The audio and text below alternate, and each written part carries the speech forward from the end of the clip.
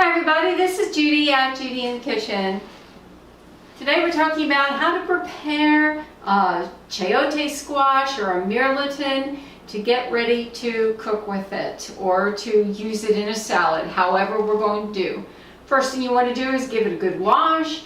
The easiest thing would be to cut off both ends, and then you want to test the peel to see how tough that peel is.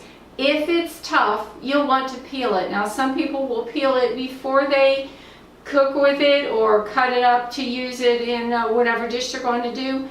Other people will wait until after it's cooked and then peel it.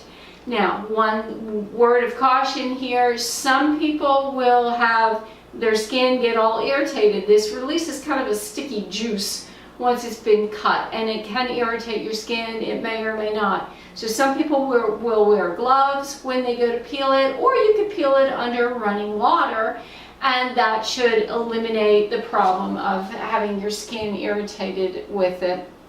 It can be used raw or cooked. More likely it's going to be cooked than it is going to be raw. But it can be used in a variety of cuisines: Cajun, Caribbean, Hispanic, Indian, Filipino, and even Southern United States cuisines.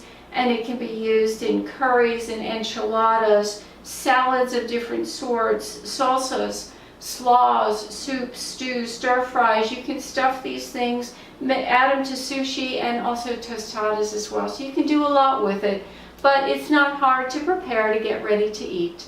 I hope this helps. Take care now.